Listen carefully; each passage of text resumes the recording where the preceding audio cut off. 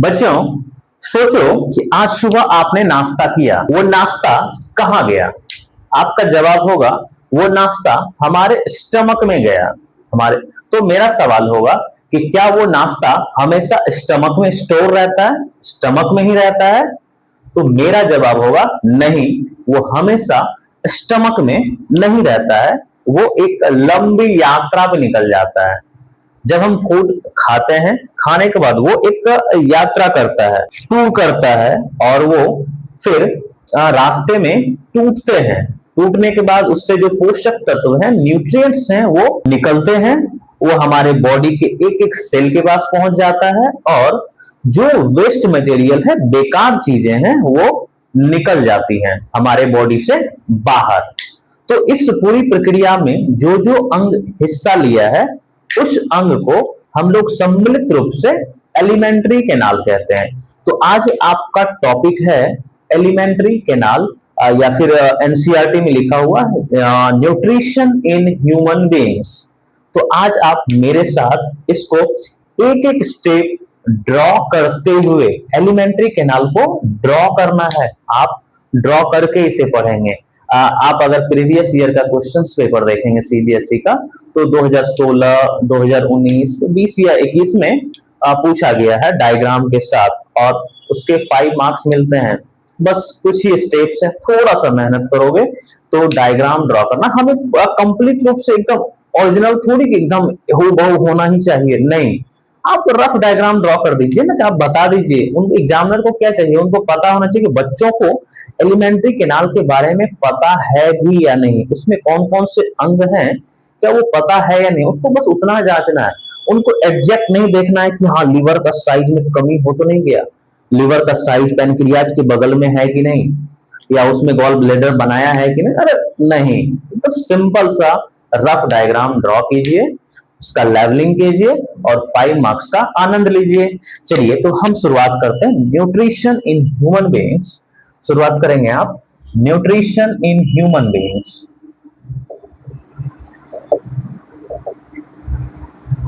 Nutrition in human beings.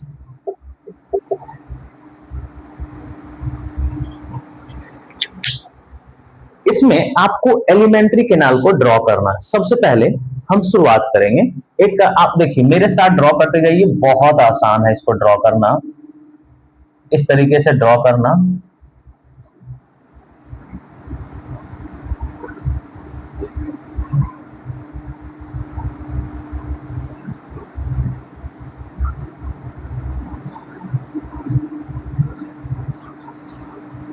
इतना तो कर ही सकते हो, एकदम सिंपल सा है ये। हमें एडजस्ट, अब यहां पर इसको ड्रॉ करने के बाद आप देखिए ये क्या है हमारा, इसका नाम दिए माउथ। माउथ, ये तो पता ही है। अब इसी के बगल में यहां पर आप इस तरह से एक कोई स्ट्रक्चर बना दीजिए। ये क्या है हमारा, इसका नाम देते हैं, एक ग्लैंड है जिसका नाम है सैलिवरी ग्लैंड।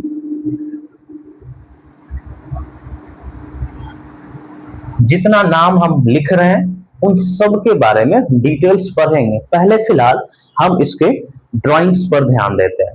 तो आप देख लिए ये माउथ है और ये सैलिवरी ग्लैंड है। इसके बाद आप जो ये वाला हिस्सा देख रहे हैं, ये थोड़ा सा और आगे जाएगा, थोड़ा सा और आगे जाएगा। ये एक ट्यूब जैसा दिख रहा है, ये ट्यूब है। आप इसको कह सकते हैं, ये क्या है, फूड पाइप। ये क्या है, ये है फूड पाइप। फूड पाइप, इसका भी नाम होगा फूड पाइप का। फूड पाइप का नाम है एसोफेगस। हो गया सिंपल सा 3 नाम, माउथ, सैलिवरी ग्लैंड, एसोफेगस। अब जैसे ही आप इसको आगे बढ़ाएंगे, आगे बढ़ाएंगे थोड़ा सा, अब आपको मिलने वाला है स्टमक। स्टमक कैसे ड्रॉ करेंगे, कैसे भी कर दीजिए, कुछ इस तरह से होता है स्टमक।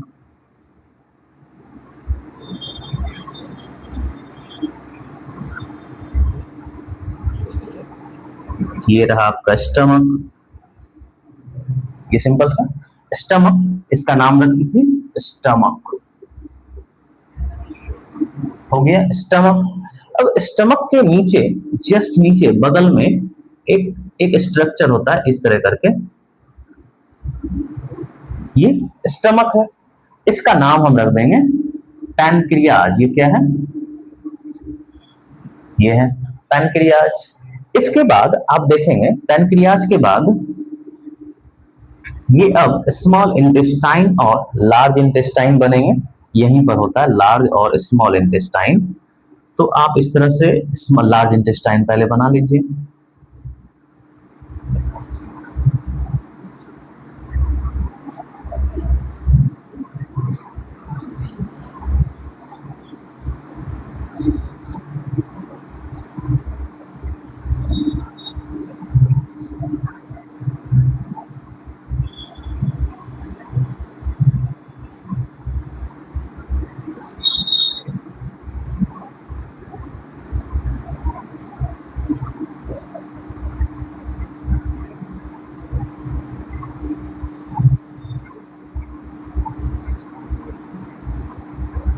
इस तरीके से आप नीचे आके इस तरह से,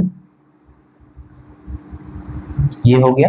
देखिए ये लार्ज इंटेस्टाइन है, ये हमने क्या ड्रॉ किया, ये है लार्ज इंटेस्टाइन। ये आपका हो गया लार्ज इंटेस्टाइन, सिंपल, देख लीजिए। इसके बाद लार्ज इंटेस्टाइन के अंदर ही एकदम कॉइल जैसा स्मॉल इंटेस्टाइन होता है। इसी को आगे बढ़ाएंगे, ये कैसा बन जाएगा, ऐसा हम ड्रॉ कर देते हैं, कॉइल जैसा कैसे भी बना दीजिए।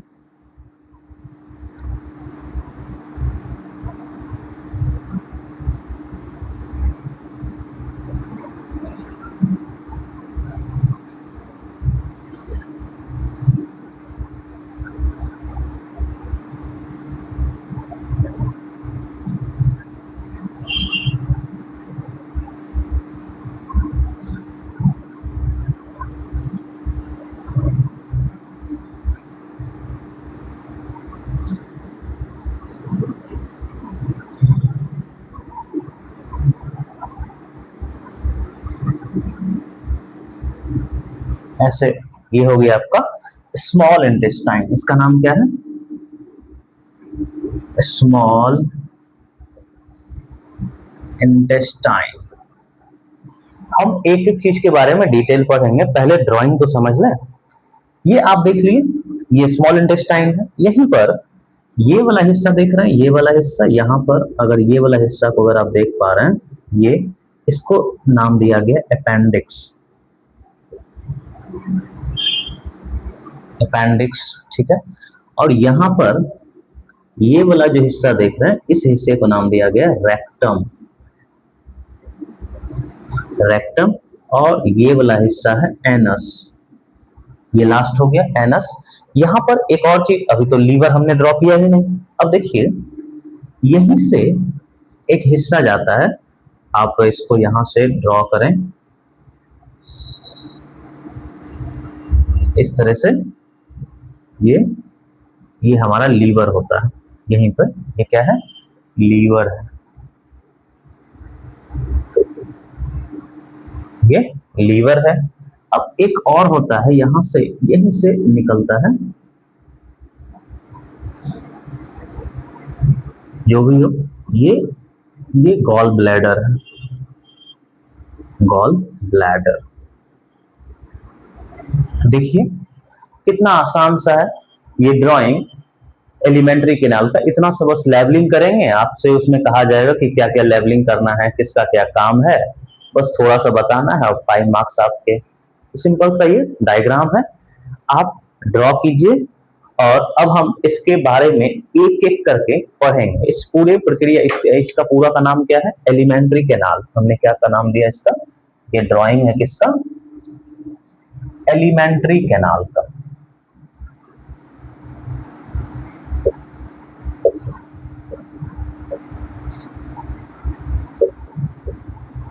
ये है एलिमेंट्री कैनाल का डायग्राम। ठीक है, हम इसे अब इरेज करते हैं और अभी अगले एक एक चीजों को हम पढ़ने का प्रयास करेंगे, समझते हैं एक एक चीज को। आप देखेंगे माउथ, माउथ को तुम देखो, ये माउथ में क्या होता है, माउथ में दांत होता है। टिथ। अब बताओ कि ये टिथ क्या करेगा, इस दांत का क्या काम है, ये फूड को तोड़ता है, कट करता है, बाइट करता है, बाइट करने के बाद उसे क्रश करने का काम करता है। तो ये फूड को क्या करेगा, कट करेगा, क्रश करेगा, क्रश करके वो छोटे छोटे टुकड़ों में बांट देता है। दांत का काम खत्म, ये इतना ही काम है।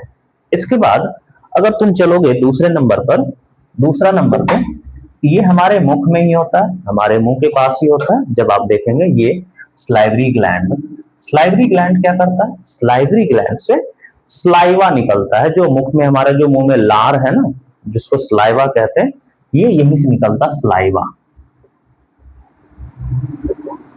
स्लाइवा आप कहें तो इसको लार कह देते हैं, स्लाइवा यहीं से निकला। अब ये स्लाइवा क्या करता है, स्लाइवा जो इसने फूड को क्रश किया, तोड़ा, उसके साथ ये मिक्स होने वाला है। स्लाइवा फूड के साथ मिक्स होता है, स्लाइवा फूड के साथ मिक्स होगा, और मिक्स होने के लिए अब बताओ स्लाइवा में ऐसा कुछ तो होगा जो वो फूड में, ये फूड में मिक्स होता है। फूड में मिक्स होने के बाद ये क्या करता है, इसको सॉफ्ट करेगा, एक तो सॉफ्ट करेगा, इसके बाद इसमें जो कॉम्प्लेक्स कार्बोहाइड्रेट होता है उसको ये सिंपल कार्बोहाइड्रेट्स में ब्रेक कर देगा, सिंपल शुगर में तोड़ देता है उसको। मैं एलिमेंट्री कैनाल को थोड़ा सा इरेज कर देता हूं, जगह बन जाएगा।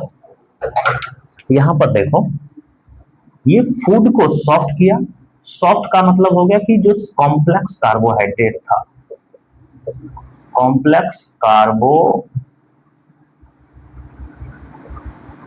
कार्बोहाइड्रेट था, ये कन्वर्ट हो गया किसमें, सिंपल कार्बोहाइड्रेट, मतलब शुगर, सिंपल शुगर में ये कन्वर्ट कर देता है यहां पर। अब तो इसका मतलब स्लाइवा में कुछ तो होगा, तो पता है इस स्लाइवा में यहां पे इंपॉर्टेंट चीज है ऑब्जेक्टिव के लिए, कि इस स्लाइवा में एक एंजाइम होता है। क्या होता है, एक एंजाइम पाया जाता है जिसका नाम है अमाइलेज। क्या नाम दिया है इसका, इस एंजाइम का नाम है अमाइलेज, अमाइलेज। ये बहुत इंपॉर्टेंट, तो पूछता है हमारे मुख में कौन सा एंजाइम है, हमारे स्लाइवा में कौन सा एंजाइम है, तो आप क्या बोलेंगे, अमाइलेज एंजाइम है। ये बहुत इंपॉर्टेंट है। इसके बाद आप देखेंगे कि ये फूड स्लाइवा, अब यहां का काम खत्म हो गया, चबाया, इसके बाद ये फूड ट्रैवलिंग करेगा, ये देख लो, ये पाइप से फूड से ये ट्रैवल करेगा, सॉफ्ट हुआ, ये फूड एसोफेगस में एंटर किया। अब ये देखो फूड पाइप है, एसोफेगस है, एसोफेगस का मतलब क्या हुआ, फूड पाइप, तो फूड पाइप में जाएगा। अच्छा सोचो कि अगर यहाँ फूड आया, अगर इसको कोई रोकने वाला नहीं होगा तो धम से गिरेगा स्टमक में, और मतलब धम से गिरेगा अचानक से, तो कोई चीज हमें फील होगा। क्या खाना खाते हैं तो अचानक से हमें फील होता है, हमारा जवाब होगा नहीं। तो इसका मतलब है फूड डायरेक्ट नहीं गिरता है, यहाँ पे एक गति होता है जिसको हम लोग नाम दिए हैं, हिंदी में कहते हैं उसको क्रमानुकुंचन, या इंग्लिश में पेरिस्टेटिक, पेरिस्टेटिक मूवमेंट होता है। तो हम अब पढ़ेंगे, इसको हटा देते हैं, इसको इरेज करने के बाद हम पढ़ेंगे एसोफेगस के बारे में।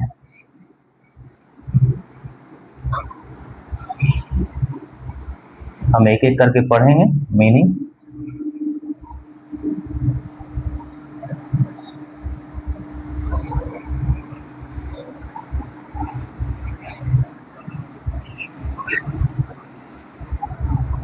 अब तुम देखो कि हम क्या बोले, ये जाएगा यहां, ये वाला हिस्सा क्या है, ये है एसोफेगस, एसोफेगस दैट मीन्स ये क्या है, फूड पाइप।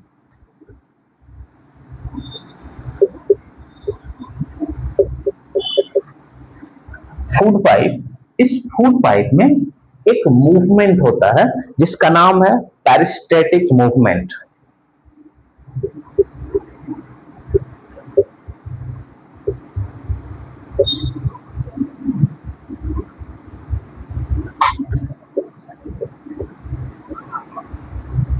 पेरिस्टेटिक मूवमेंट होता है। इसमें क्या होता है, ये सिकुड़ता और फैलता है, मतलब इसमें इसमें कॉन्ट्रैक्शन होता है और एक्सपेंशन होता है, ऐसे करके। ऐसे अगर तुम देखोगे तो ये ऐसे बने होते हैं।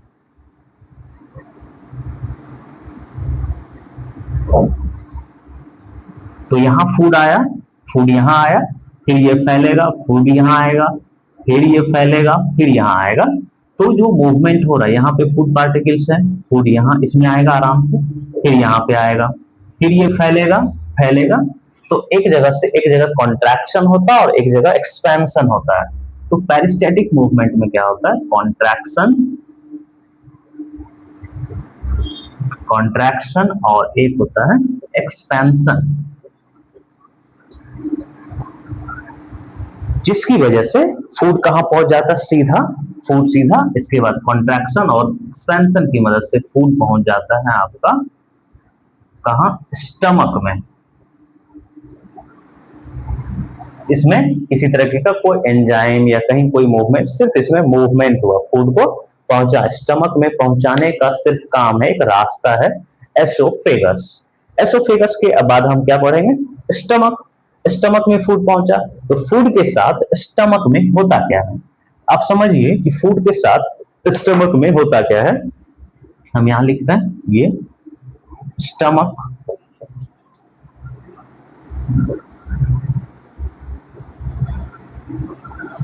फूड के साथ स्टमक में क्या होता है, स्टमक में इसके साथ यहाँ पे कुछ जूस रिलीज होता है, कुछ केमिकल्स रिलीज होते हैं जो फूड के साथ मिक्स होगा। फूड को, अच्छा फूड जो हम खाए, कोई जरूरी नहीं है कि वो जर्म फ्री हो सकता है कि उस फूड में जर्म्स मौजूद हो सकता है। तो उस फूड को किल करने के लिए वो हमारा स्टमक HCl रिलीज करता है। HCl मतलब हाइड्रोक्लोरिक एसिड, वो हाइड्रोक्लोरिक एसिड रिलीज करता है, फूड के साथ मिक्स होता है, फूड को एसिडिक बना दिया। फूड को जब वो एसिडिक बना दिया, उसके जर्म्स क्या हो गए, मर गए। उसके बाद इसमें कुछ चीजों का डाइजेशन होता है, लाइक प्रोटीन का डाइजेशन, क्योंकि इसमें कुछ चीजें निकलती है। अब देखिए यहाँ पे इनका ये काम है खुद को बचाना भी है, स्टमक जैसे HCl, सोचो एसिड थोड़ा सा अगर हमारे स्किन पर गिर जाए तो हमारे स्किन को पूरी तरह से जला देता है, स्किन को जला देता है, हमें कैसा सेंसेशन होता है, तब हम परेशान हो जाते हैं। तो सोचो कि स्टमक में HCl रिलीज हुआ तो क्या स्टमक को परेशानी नहीं होगा, क्या स्टमक नहीं जलेगा, वो भी तो हमारा एक बॉडी का हिस्सा ही है, वो क्यों नहीं जल रहा। तो वो इसका मतलब है कि खुद को पहले प्रोटेक्ट भी किया होगा, तभी जाके स्टमक HCl रिलीज किया होगा। तो समझते हैं कि सबसे पहले हम समझते हैं स्टमक के वॉल पर, स्टमक के वॉल पर, स्टमक के वॉल पर एक ग्लैंड होता है। क्या होता है, ग्लैंड। इस ग्लैंड का नाम है गैस्ट्रिक ग्लैंड। क्या नाम है, गैस्ट्रिक ग्लैंड का नाम है gastric gland. Gastric gland gastric juice release करता है, गैस्ट्रिक जूस रिलीज करता है, बस इतना दिमाग में रखना है। इसके बाद इसमें क्या होता है, ये HCl that means hydrochloric acid, अब तो जानते ही होंगे हाइड्रोक्लोरिक एसिड, ये फूड के साथ मिक्स होता है, फूड के साथ मिक्स होकर इस फूड को बनाता है कैसा, एसिडिक। और एसिडिक होने के साथ साथ ये जो उसमें जर्म्स हैं उसको किल करेगा, जर्म्स को किल किया और भोजन को एसिडिक बनाया।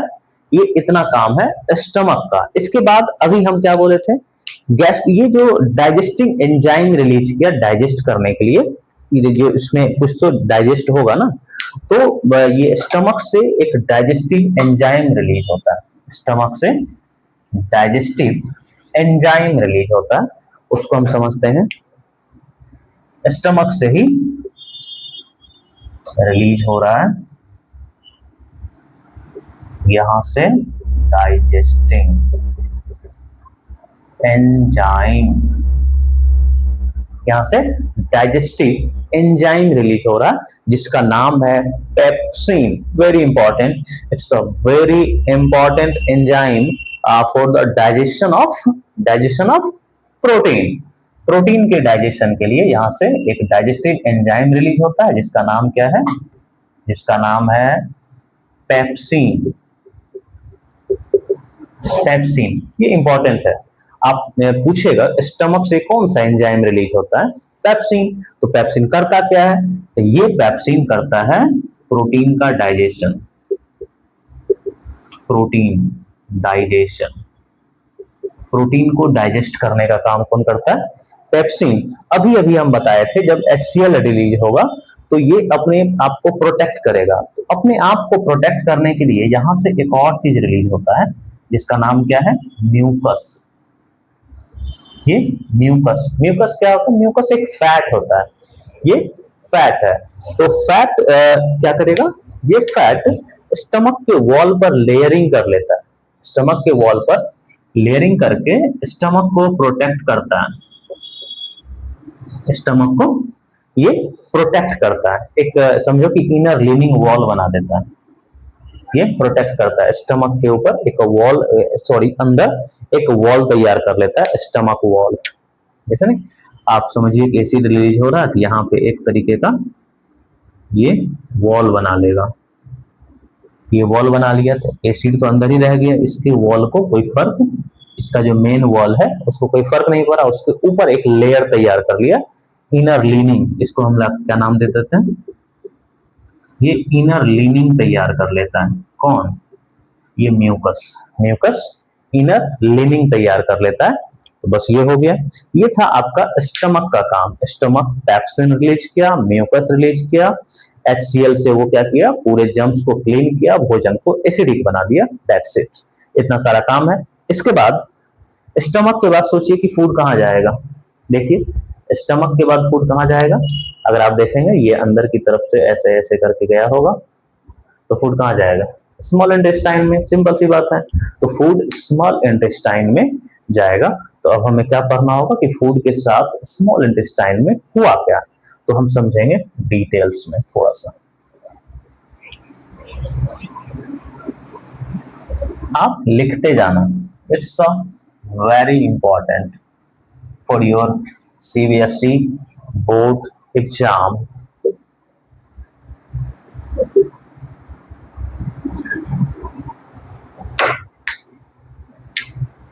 ये रहा आपका स्मॉल इंटेस्टाइन। चलिए इधर करते हैं, ये हम नाम दिए small intestine. Small intestine, small intestine अब समझते हैं। स्मॉल इंटेस्टाइन, इसके बारे में पता है कि ये देखो कैसा इसका शेप है, इसका शेप देखो कैसा है, इसका शेप कैसा है, ऑयल शेप, ऑयल शेप का है। ये देख रहे हो, ये कैसा लग रहा है, ये पता है कि हमारे पूरे एलिमेंट्री कैनाल का सबसे बड़ा हिस्सा है।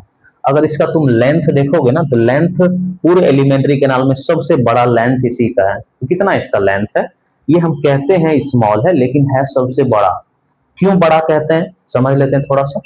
इसको देखो, इसका लेंथ लगभग, इसका लेंथ 6 to 7 मीटर के करीब होता है। 6 to 7 मीटर, डिपेंड्स ऑन अभी थोड़ा सा समझाएंगे हर्बीवोर्स कार्निवोर्स में कौन बड़ा छोटा होता है। लेंथ की बात करते हैं, लेंथ इसका 6 to 7 मीटर होता है, लेकिन फिर भी छोटा क्यों कहते हैं, बिकॉज ऑफ इट्स डायमीटर। इसके डायमीटर की वजह से हम इसका लेंथ कहते हैं, इसका लेंथ ये स्मॉल इंटेस्टाइन कहते हैं। डायमीटर इसका बहुत छोटा है, जबकि देखो लार्ज इंटेस्टाइन साइज में ये छोटा है, लेंथ में देखो इसका डायमीटर बहुत ज्यादा होता है। इसका डायमीटर इसके कंपैरिजन में बहुत ज्यादा होता है, इसलिए हम इसे लार्ज कहते हैं और इसे स्मॉल कहते हैं, लेकिन लेंथ में स्मॉल इंटेस्टाइन बड़ा है। अब देखो आप सुने होंगे या नहीं मुझे नहीं पता, लेकिन मीट और जो घास या जो ये क्या कहते हैं, क्या कह सकते हैं, वेजिटेबल्स या फिर जो घास वाले चीजें जिसमें सेल्यूलोज मिलता है। मीट को डाइजेस्ट करना आसान होता है। मीट और ग्रास की बात करो, मीट और ग्रास की बात करो तो मीट डाइजेस्ट करना इजी होता है। इसको डाइजेस्ट करना ये इजी होता है as compare to grass. Grass में क्या मौजूद होता है? सेल्यूलोज। ग्रास में सेल्यूलोज मौजूद होता है, जबकि इसमें सेल्यूलोज नहीं मौजूद होता है। तो हमें ग्रास को डाइजेस्ट करना मुश्किल होता है। तो जो ग्रास ईटिंग एनिमल्स है, that means grass eating animal कौन हो गए? हर्बीवोर्स। हर्बीवोर्स। और ये मीट खाने वाले हो गए कौन? कार्निवोर्स। हर्बीवोर्स और कार्निवोर्स। सोचो कि किसका स्मॉल इंटेस्टाइन ज्यादा बड़ा होगा? इसका स्मॉल इंटेस्टाइन ज्यादा बड़ा होगा, क्योंकि इसको डाइजेस्ट करने में ज्यादा समय लगता है, तो ज्यादा लंबी होती है। और कार्निवोर्स का जो स्मॉल इंटेस्टाइन है वो छोटा होता है। इसका स्मॉल इंटेस्टाइन कैसा होगा? इसका छोटा होगा, और इसका small intestine grass eating animal का बड़ा होता है। तो क्योंकि मीट को डाइजेस्ट करना आसान होता है घास के कंपैरिजन में, ग्रास ईटिंग जो भी है खाते हैं। तो हमारा मुद्दा ये था। इसके बाद आप देखेंगे, ये तो था स्मॉल इंटेस्टाइन का थोड़ा सा जानकारी। इसके बाद आप सबसे लंबी है ये भी जान लिए। इसके बाद हम देखेंगे फूड। इस स्मॉल इंटेस्टाइन में फूड का कंप्लीट डाइजेशन होता है। यहां पर स्मॉल इंटेस्टाइन में फूड का कंप्लीट डाइजेशन, यहां पर फूड का कंप्लीट डाइजेशन होता है।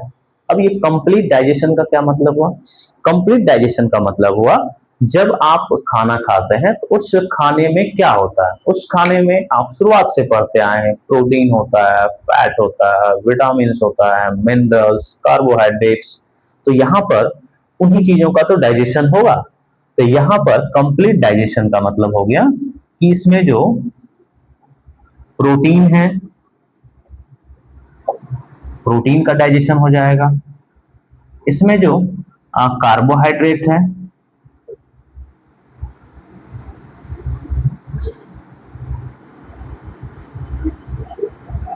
कार्बोहाइड्रेट का डाइजेशन हो जाएगा। फैट्स का डाइजेशन कंप्लीट हो जाएगा, यहां पर आप देखेंगे।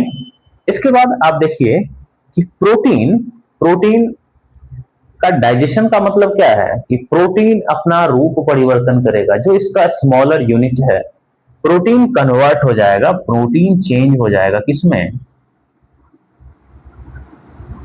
प्रोटीन चेंज होगा अमीनो एसिड में। ये बहुत इंपॉर्टेंट है। अमीनो एसिड में प्रोटीन चेंज हो जाता है स्मॉल इंटेस्टाइन में अमीनो एसिड में। फैट किसमें चेंज होगा? तो फैट होता है फैटी एसिड में। फैटी एसिड में इसके साथ एक और प्रोडक्ट बनता है जिसका नाम है ग्लिसरॉल। किसमें? ग्लिसरॉल में चेंज होता है। तो फिर कार्बोहाइड्रेट के बारे में तो पता ही है, ये किसमें कन्वर्ट होता है? ये ग्लूकोज में। ये इसको याद करना बहुत जरूरी है। प्रोटीन ए या एपी कर सकते हो। एपी अमीनो एसिड, प्रोटीन से चेंज हो रहा है किसमें? अमीनो एसिड में। प्रोटीन अमीनो एसिड में बदल रहा है कि हाँ स्मॉल इंटेस्टाइन में। फैटी एसिड, ये तो आसान है, फैटी एसिड और ग्लिसरॉल याद रखेंगे। कार्बोहाइड्रेट ग्लूकोज में ये चेंज हो रहा है। ये था आपका स्मॉल इंटेस्टाइन। लेकिन क्या लगता है ये ऐसे ही टूट गया होगा? क्या यहाँ पे कोई एंजाइम नहीं आया होगा? बिल्कुल आया है। तो उसे भी तो पढ़ना होगा, ये एंजाइम कहाँ से आया, क्या है, कैसे, कौन किसको डाइजेस्ट किया, ये भी पढ़ना बहुत जरूरी है।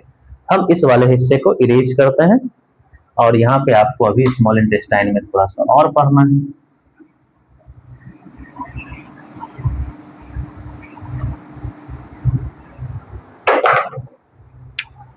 अभी स्मॉल इंटेस्टाइन ही चल रहा है। स्मॉल इंटेस्टाइन में अब समझिए ये सेक्रेशन, स्मॉल इंटेस्टाइन जो सेक्रेशन, इसमें जो सेक्रेशन होता है, सेक्रेशन सेक्रेशन ये रिसीव करता है। ये सेक्रेशन कहां से रिसीव करता है? ये सेक्रेशन दो जगह से रिसीव करता है, लीवर और पैनक्रियाज। यही तो है, ये रहा आपका। अब हम कहाँ चल रहे हैं? लीवर के पास। ये हिस्सा लीवर है और ये पैनक्रियाज है। यही लीवर और पैनक्रियाज क्या करता है? सेक्रेशन स्मॉल इंटेस्टाइन तक पहुंच जाता है। तो ये सेक्रेशन लीवर, ये कहां से करता है? लीवर से। ये सेक्रेशन लीवर से करेगा और ये सेक्रेशन इसके पास ये कहां से आता है? पैनक्रियाज। पैनक्रियाज और लीवर, इन दोनों के पास से। तो अब देखो लीवर में क्या होता है, लीवर से में स्टोर होता है, स्टोर नहीं, लीवर रिलीज करता है। लीवर क्या रिलीज करता है? Bile juice. क्या करता है? लीवर बाइल जूस रिलीज किया। तो ये बाइल जूस, ये हम मुंह देखने के लिए तो बिल्कुल नहीं बनाए होंगे, तो ये बाइल जूस को स्टोर करता है। तो बाइल जूस को स्टोर कौन करेगा भाई? बाइल जूस को स्टोर करता है gall bladder. Gall bladder store करता है। तो ये लीवर से निकल गया बाइल जूस। अब ये बाइल जूस करता क्या है? बाइल जूस का क्या काम है? तो बाइल जूस ये कर रहा है आपके साथ, सोचो फूड यहां से एसिडिक बन के आया था, तो इसका काम क्या होगा? उससे अल्कलाइन बनाना। फूड इससे क्या करता है? फूड को ये बाइल जूस अल्कलाइन बनाता है। फूड को, ये पहले एसिड था ना, एसिड से इसको अल्कलाइन बना दिया। तो फिर पैनक्रियाज क्या करता है? इसका काम हो गया, ये बाइल जूस का क्या काम है? फूड को अल्कलाइन बनाना। ये भी याद रखोगे कि फूड एसिडिक रूप से, एसिड होता है स्टमक में, तो कहाँ जाके तो वो अल्कलाइन बन जाता है। और कौन बनाता है? बाइल जूस बनाता है और ये स्मॉल इंटेस्टाइन में आके बनता है। इसके बाद पैनक्रियाज में देखेंगे, पैनक्रियाज क्या करता है? ये दो तरीके का एंजाइम रिलीज करता है। क्या नाम करता है? दो तरीके का, टू टाइप्स का एंजाइम। दो एंजाइम, दो एंजाइम में फर्स्ट एंजाइम और ये रहा सेकेंड एंजाइम। फर्स्ट एंजाइम क्या है? ट्रिप्सिन, और दूसरा है लाइपेज। ट्रिप्सिन, ट्रिप्सिन और ये है लाइपेज। अब सोचो ट्रिप्सिन क्या करता होगा और लाइपेज क्या करता होगा? हम कहीं देखे थे कि प्रोटीन का डाइजेशन हुआ है, प्रोटीन का डाइजेशन स्टमक में हुआ था। वहां पे हमने एक बताया था। यहां पर बताओ ये कौन सा था, जरा बताओगे? स्टमक में प्रोटीन को डाइजेस्ट करने के लिए क्या बताया गया था? प्रोटीन को पेप्सिन, यहां से क्या निकल रहा था? पेप्सिन। पेप्सिन प्रोटीन को, ट्रिप्सिन भी प्रोटीन को ही डाइजेस्ट करता है। ट्रिप्सिन भी क्या करता है? मतलब इसका मतलब क्या हुआ? कंप्लीट रूप से प्रोटीन का डाइजेशन स्टमक में नहीं हुआ था। तो ये पैनक्रियाज से जो ट्रिप्सिन रिलीज हो रहा है, ये किसको? प्रोटीन को डाइजेस्ट करता है। ट्रिप्सिन तो कंप्लीट नहीं हुआ था, स्मॉल इंटेस्टाइन में उसका कंप्लीट डाइजेशन हो जाएगा प्रोटीन का। तो फिर लाइपेज क्या करता है? लाइपेज, बहुत ही अभी तक हमने फैट के बारे में नहीं पढ़ा था, ऊपर फैट कहीं कुछ हुआ ही नहीं था। आप यहाँ पे देखें स्लाइवरी ग्लैंड, जो सिंपल शुगर में ब्रेक कर दिया था, कार्बोहाइड्रेट था वो। यहाँ पे देखो प्रोटीन को हो गया। फैट को अभी तक किसी ने कुछ बिगाड़ा नहीं है। फैट को बिगाड़ने के लिए स्मॉल इंटेस्टाइन से पैनक्रियाज रिलीज करता है लाइपेज। लाइपेज क्या करता है? फैट को ब्रेक करता है। फैट को पहले उसके छोटे छोटे टुकड़ों में तोड़ता है। लाइपेज क्या करेगा? फैट्स को ब्रेक करेगा। ब्रेक फैट्स, ये फैट्स का सोचो, फैट्स का टुकड़ा ही तो करना है। तो फैट्स का टुकड़ा का मतलब ये इसे यहाँ बुक में ये जो ब्रेक लिखा हुआ, इसमें लिखा हुआ फैट्स का ग्लोब्यूल्स तैयार करते हैं। क्या करते हैं? स्मॉल ग्लोब्यूल्स, इसी को कहते हैं हम लोग। फैट्स को ब्रेक करना मतलब स्मॉल ग्लोब्यूल्स, छोटे छोटे ग्लोब्यूल्स में वो तोड़ देता है। तो सोचो भी छोटे छोटे ग्लोब्यूल्स में क्यों तोड़ता है? ये जो एंजाइम है उसको छोटे छोटे टुकड़ों में, मतलब सोचो कि ये बड़ा सा फैट है, ये बड़ा सा फैट का हिस्सा है, तो इस पे अगर एंजाइम लगेगा तो ये इस एरिया में इतना ही पूरा लगेगा। और जब इसको ब्रेक करेगा तो ये देखो छोटे छोटे ये ग्लोब्यूल्स में फैट्स टूट जाएंगे। तो देखो इसका सरफेस एरिया इंक्रीज हो रहा है कि नहीं? अब जो एंजाइम है ज्यादा अमाउंट में इसको ब्रेक करना, डाइजेस्ट करने का काम कर पा रहा है। तो देखो, तो सरफेस एरिया बढ़ाने के लिए इसको छोटे छोटे ग्लोब्यूल्स में तोड़ते हैं, फिर जाकर उसको डाइजेस्ट करेंगे। तो ये था तुम्हारा क्या, पैनक्रियाज का एंजाइम। तो छोटे छोटे ग्लोब्यूल्स में ब्रेक कर दिया। अच्छा, ये जो फैट्स का ग्लोब्यूल्स में ब्रेक होना, यही क्या है, इमल्सिफिकेशन नाम दिया जाता है इसको। क्या नाम दिया जाता है? Emulsification of fats. फैट्स का इमल्सिफिकेशन, फैट्स का छोटे छोटे ग्लोब्यूल्स में टूटना ही क्या होता है, फैट्स का। ये था आपका इमल्सिफिकेशन ऑफ फैट। अच्छा, और कुछ बच गया? हाँ, बच गया है। अभी अभी फूड ये तो टूटा है, अभी तो मैंने ये बताया ही नहीं कि ये फूड का डाइजेशन कंप्लीट हुआ है, लेकिन कंप्लीट डाइजेशन तो यही हुआ, लेकिन क्या होता है यहाँ पर, इस स्मॉल इंटेस्टाइन में ये इस तरह से, इस तरीके का एक स्ट्रक्चर बना होता है। ये जो दिख रहा है फिंगर लाइक स्ट्रक्चर, ये क्या है, फिंगर लाइक स्ट्रक्चर।